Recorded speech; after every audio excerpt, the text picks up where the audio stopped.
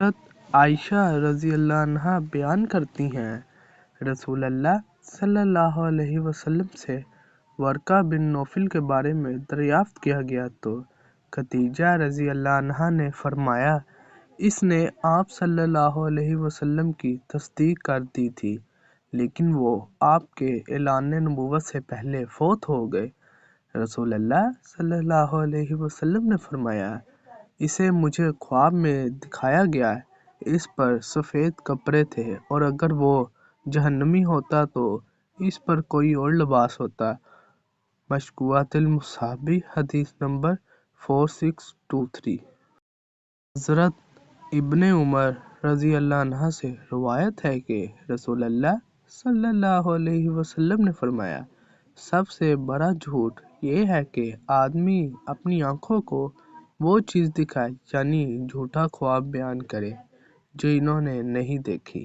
مشکوات المصابی حدیث نمبر 4626۔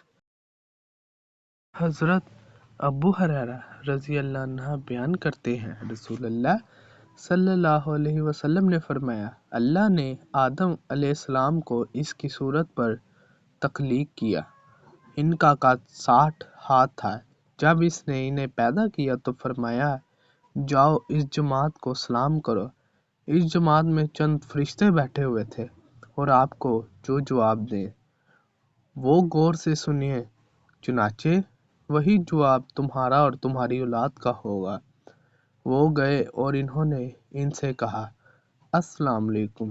انہوں نے کہا، السلام علیکم ورحمۃ اللہ۔ انہوں نے انہیں لفظ رحمت اللہ کا زائد جواب دیا۔ فرمایا، جنت میں جانے والا ہر شخص صورت آدم پر ہوگا، اس کا قد 60 ہاتھ ہوگا۔